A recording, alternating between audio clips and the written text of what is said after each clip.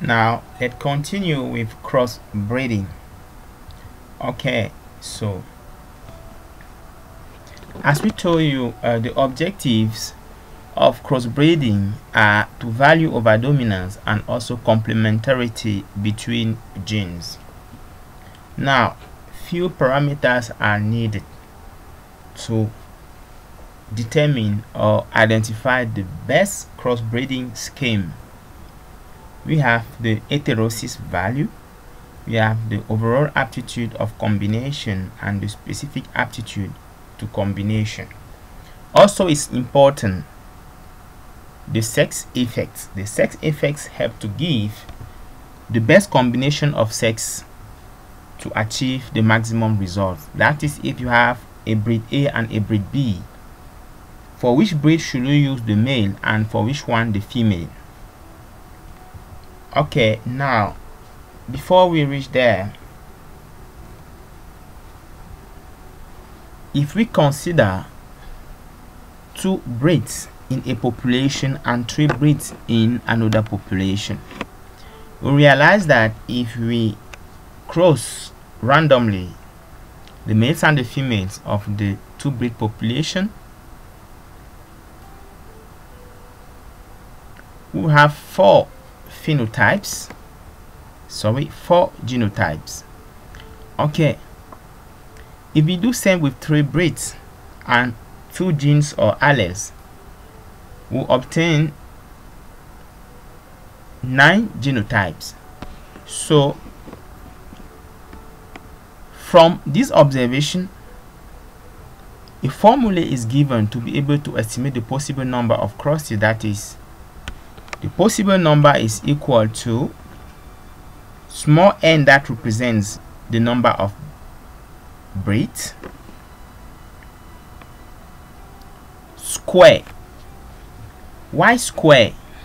Square here, 2 represent here the number of alleles that have been exchanged during the breeding or sexual reproduction. Okay,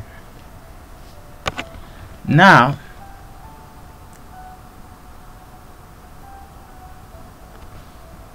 the general attitude to combination is estimated using the following model. We have female breeds and parent breeds. So after using the Punnett square to generate this data, the mean of each male cross is being obtained. So is the case for the mean of each female cross. Okay, let's note that here, for example, if I take AA, this AA represents the average mean of all the offspring issued from a female cross with a female, and is the same for other breeds. Fine. So the mean performance PMA, PMB and PMC are overall aptitude to combination of breed A, B and C respectively with all the breeds. For example, PMA is the overall aptitude to combination of breed A with all the breed, the 3 other breed, and the average means of that aptitude is represented here, and also constitutes the breeding value or the genetic merit of A. Alright, now same is done for the females and recorded here.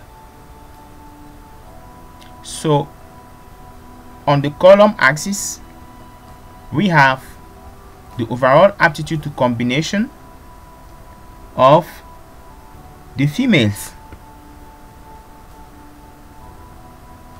Okay, now what is the sex effect? If we consider The first direction called the direct cross and the second called the reciprocal cross. The sex effect for a particular cross is the difference between the direct and the reciprocal.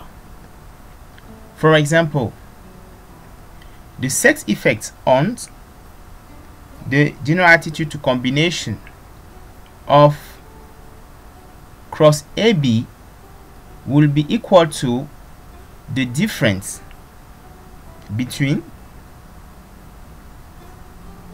this F1 and the other AB F1.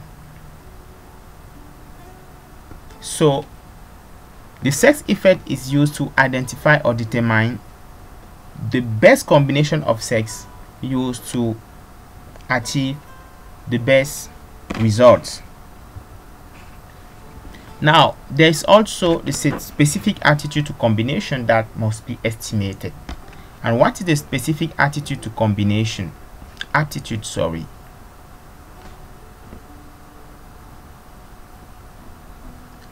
The average mean of a particular combination of parental breeds is the specific one. For example, if you are asked to give the best specific aptitude to combination, you select the best mean performance among the 1, 2, 3, 4, 5 and 6 crosses. Now there is also the heterosis effect that is being estimated. We saw it before, but as a reminder, the heterosis effect is no other thing than the difference between the average mean of all the crosses F1, that is both direct and reciprocal cross average mean, minus the average mean performance of both parental lines used for the cross. So my dear students, once you have all this data, it's easy to select the best combination of breeds, considering the best combination of sex for the best results. So we'll stop here for now. Thanks for listening and see you very soon.